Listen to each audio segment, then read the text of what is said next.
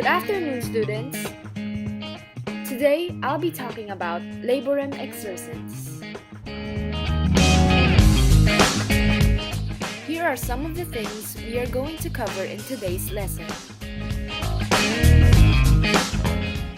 We'll talk about the author of the encyclical, the year it was published, a brief description, why it was written, its main points, and its relevance today. Laborem Exercens was written by Pope John Paul II. He was born with the name Karol J. Wojtyla on May 18, 1920 at Wadowice, Poland. He was beatified by May 1, 2011 in St. Peter's Square, Vatican City by Pope Benedict XVI. He was then canonized by April 27, 2014 in St. Peter's Square, Vatican City by Pope Francis.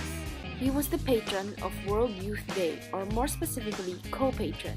He started off as a student, to a professor, to bishop, to pope. John Paul II was also engaged into work during his younger years. He died in the year 2005. His encyclical was published in the year 1981. Let's have a brief description of Laborem Exercens. It was written on the occasion of the 90th anniversary of Leo XIII's encyclical Rerum Novarum on the question of labor and was signed on September 14, Feast of the Holy Cross. Pope John Paul II develops the concept of man's dignity in work, structuring it in 4 points. The subordination of work to man, the primacy of the worker over the whole of instruments and conditioning that historically constitute the world of labor,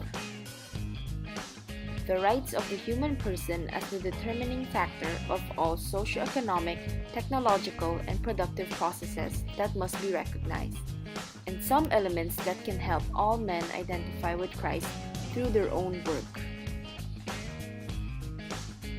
The encyclical has an introduction and 4 chapters: Work and Man, Conflict between labor and capital in the present phase of history, Rights of workers, and Elements for a spirituality of work. Why was it written?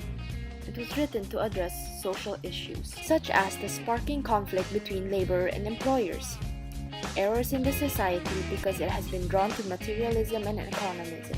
Materialism subordinates people to property, while economism regards the value of human labor only according to its economic purpose. The poor and weak, especially those whose dignity has been violated, together with the laborers, have experienced injustices that have ended as a result of worker solidarity, yet some flagrant injustices persist. Because of materialism and economism, John Paul recommends instead a philosophy of personalism. Labor takes precedence over capital. People are more important than things. This encyclical has 4 main points. The first point is work and man. The encyclical states that human work should be done by a person, a conscious and free subject. Even though technology may be an ally in man's work, it also has the potential to become man's worst enemy. This is because of technology's ability to disrupt man's creativity and responsibility towards his work. There must be new movements of unity of the workers and with the workers to obtain social justice in different parts of the world. Work is a good thing for mankind since through work, man not only adapts to its own needs but also fulfills a sense of content and belongingness in the world as being more human. Second main point is the priority of labor over capital. The Pope emphasizes that the essence of work is human labor. Human labor should be given the utmost importance over every element in the process of work. However, human labor is slowly being replaced due to the rapid development of technology, thus violating the dignity of human labor and rendering people to be jobless or unemployed. This is a big problem to the society as it promotes capitalism in industries rather than giving opportunities for man to work. The society needs to prioritize human labor over capital to prevent a materialistic economism society. The third main point is the rights of workers. Work is an important element in human life. It is crucial on the survival and lifestyle of a family. However, it is also important that the rights of the workers are exercised and employers give just wages and adequate conditions to their employees. The Pope emphasized the need to offer jobs to disabled people and the re-evaluation of the role of workers. Man has the right to leave his country to find better living conditions in another. Here are some ways on how to preserve and empower the rights of workers.